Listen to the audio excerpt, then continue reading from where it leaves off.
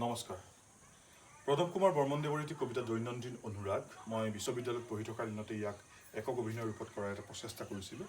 আজি তাৰেই এটা ৰূপ আপোনালোকৰ আগত দেখুৱাবলৈ মই মন মেলিছোঁ।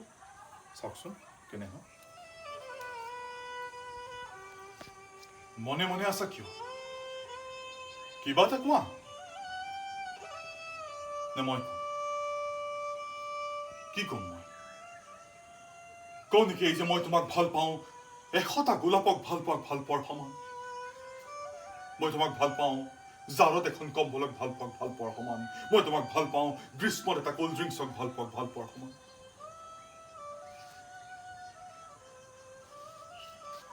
আজি মামা কৈ দিয়া না, অহা মাহৰ 18 তাৰিখে তোমাৰ বিয়া। সবিনয় নিবেদন, এখন দেশ দেখা দি সুখী কৰিবা। সঁচাকৈ সুখী হবা তুমি? যদি আস্তিন কোচাই পুৰণা লেদাৰৰ জেকেট, পুৰণা জিন্স, ফাটি যোৱা উডলেণ্ড জোতা আৰু এমুখ দাড়িৰে মই তোমাৰ সন্মুখত থিয় হওঁ, কি কৰিবা তুমি? মোক চিনি নাপাওঁ বুলি কবা? গুচি আহিব কবা? নে কান্দিবা কেৱল? আচলতে কি জানা,